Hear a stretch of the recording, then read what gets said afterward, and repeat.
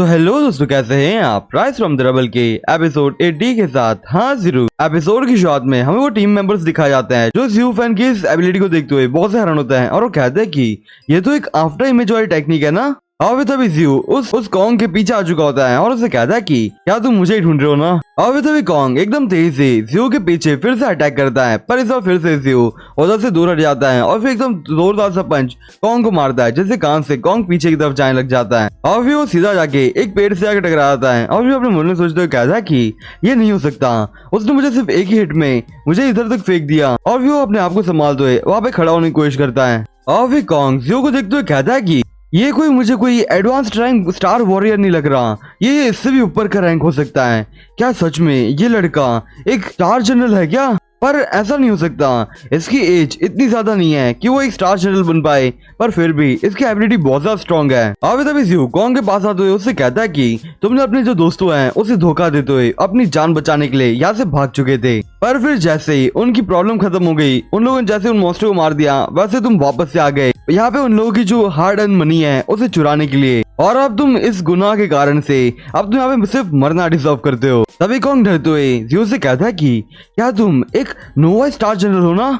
और यहाँ पे तुरंत ही झुकते हुए ज़्यू से माफी मांग लग जाता है और उसे कहता है कि मैं गलत था, मेरी आंखों के ऊपर लालच का पर्दा चढ़ चुका था, जिसके कारण से मैंने ये सब कर दिया। प्लीज मैं आपसे तुमसे भीख मांग रहा हूँ, मुझे यहाँ पे तुम जिंदा छोड़ दो, प्लीज मेरे साथ ऐसा कुछ भी मत करना। तुम मुझे यहाँ पे एक डॉग भी समझ सकते हो और एक डॉग समझ के तुम मुझे यहाँ पे छोड़ दो। तभी ज़्यू उससे कहता है कि तुमने यहाँ पे अपने आप को डॉग कहा, पर तुमने यहाँ पे डॉग कह के उन डॉग्स की भी बेइज्जती कर दी, तुम तो यहाँ पे उन डॉग से भी गंदे हो। और वो ऐसा बोलता तुरंत ही कॉन्ग के ऊपर 2 स्लैश मारता है, जिससे कान से कॉन्ग वहीं पे मारा जाता है। और फिर जैसे ज़्यू कॉन्ग को मार देता है और वो अपने टीममेट से कहता है कि क्या तुम सभी ने मुझे यहाँ पे देख लिया क्या? टैंक एकदम हैरानी से ज़्यू से कहता है कि क्या तुम मुझे सच सच बताओ, तुम एक नोवा स्टार जनरल हो ना।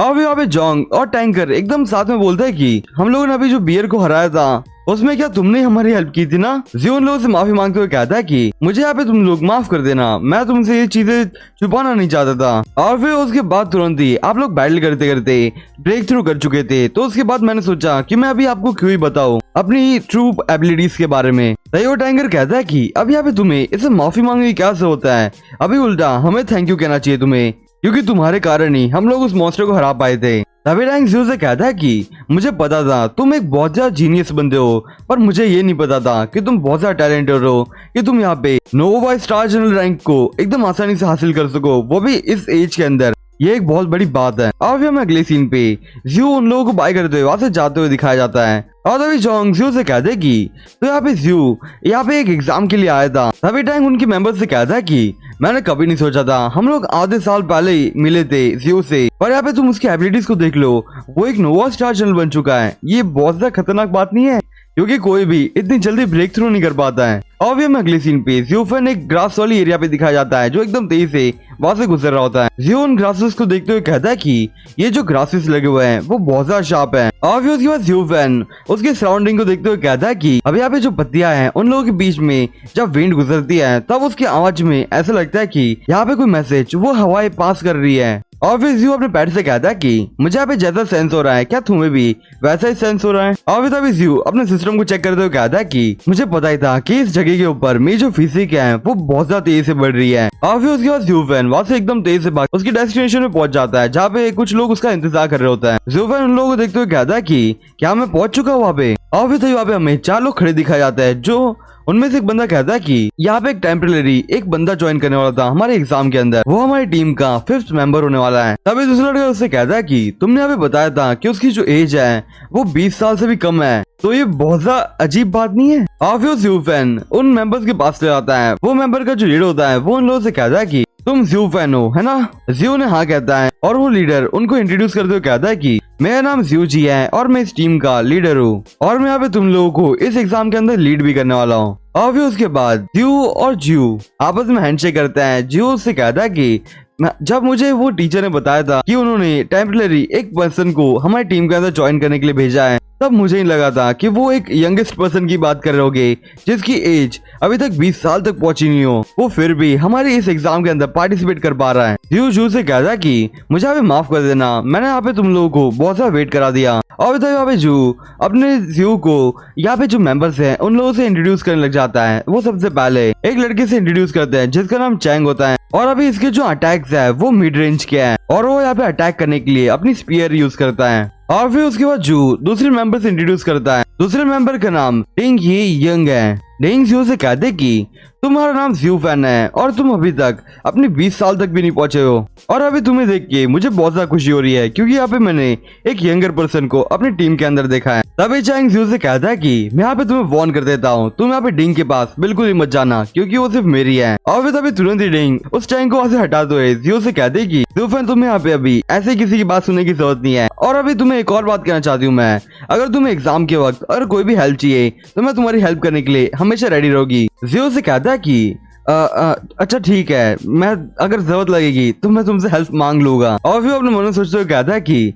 अगर इसको मुझे हेल्प भी करना है तो ये ऐसे क्यों मेरी तरफ आ रही है, ये नॉर्मली तो वो मुझे कह सकती थी। और फिर तो वहाँ पे उन लोगों का जो आखिरी मेंबर होता है वो खुद से इंट्रोड्यूस करते हुए कहता है कि हेलो, मेरा नाम जू लाओ है तो हम इसे सिर्फ लाओ बुलाएंगे। तभी यहाँ पे जू से कहता है कि अब यहाँ पे जो हमारे लास्ट मेंबर हैं उसको यहाँ पे कम्युनिकेट करना थोड़ा मुश्किल लगता है, इसी कारण से जरा से रूड बिहेव करता है किसी के साथ भी। जू से कहता है कि अभी यहाँ पे कुछ लोगों को कुछ ऐसे फियर्स होता है पर इसमें कोई बड़ी बात नहीं है। और फिर उसके बाद जू अपने मन में सोचते हुए कहता है कि मैंने तो सोचा था जो लोग इस एग्जाम के अंदर जो ज्वाइन करते होंगे वो लोग बहुत ज्यादा जीनियस होंगे, पर यहाँ पे आके मैंने देखा कि यहाँ पे कोई एकदम हाई क्वालिटी के जीनियस लोग नहीं है, ये लोग भी मेरे जैसे ही हैं, एकदम सिंपल से। और फिर उसके बाद तुरंत ही वो सभी वहां से जाने लग जाते हैं और जो उन सभी से कहता है कि अब यहाँ पे हम लोगों को जल्दी से इस एग्जाम को एंड करना होगा। और फिर अगले सीन पे ये लोग उस फॉरेस्ट के एकदम अंदर वाले हिस्सों में दिखाया जाता है।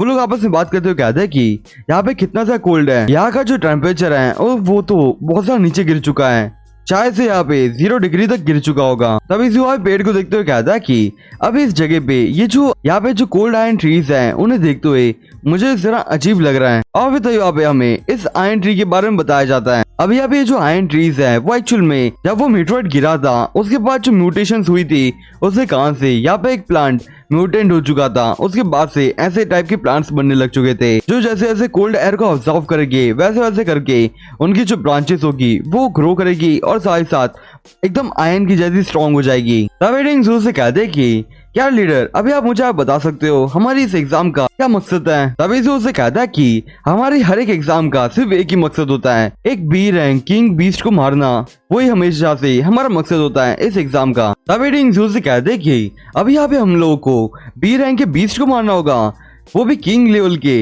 ये तो बहुत ज्यादा मुश्किल नहीं हो जाएगा हमारी कॉम्बैट एबिलिटीज के लिए। ज्यू उन लोगों से कहता है कि हाँ मुझे पता है कि यहाँ पे थोड़ा मुश्किल हो सकता है पर अभी यहाँ पे मैं एक इंटरमीडिएट स्टार जनरल हूँ और तुम सभी यहाँ पे एक नोवा स्टार जनरल, तो अभी तुम सभी का रैंक एकदम इक्वल है। तो अभी तुम लोग को यहाँ पे बस एकदम अच्छे से कोऑर्डिनेट करते हुए टीम वर्क में एकदम अच्छा काम करना होगा ताकि तुम उस मॉन्स्टर को एकदम आसानी से हरा पाओ। और फिर अभी हमें जू दिखाया जाता है जो जू की बात सुनते हुए कहता है कि यहाँ पे जू एकदम करेक्ट है पर अभी यहाँ पे एक बी रैंक के किंग बीस्ट को हराना एकदम आसान नहीं होने वाला है। पर अभी यहाँ पे मेरे लिए जरा सी आसान सी बात है, अगर मेरे सामने अभी ए रैंक का भी मॉन्स्टर आ जाएगा तो मैं उसको आराम से हरा सकता हूँ, पर अभी यहाँ पे अगर बी रैंक किंग बीस्ट आता है इन सभी लोगों के आगे तो शायद से इन लोगों के लिए जरा सी मुश्किल की बात होगी। पर एक मिनट रुको, जब इन लोगों का जो बैटल स्टार्ट होगा उस बीस्ट के साथ तब मैं एकदम इंटरफेयर नहीं करूंगा, जब मेरी जरूरत पड़ेगी इन लोगों को तभी मैं तुरंत ही अटैक करने लग जाऊंगा। और फिर तभी उतने में मिंगो वहाँ पे कुछ नोटिस होता है और वो सभी से कहता है कि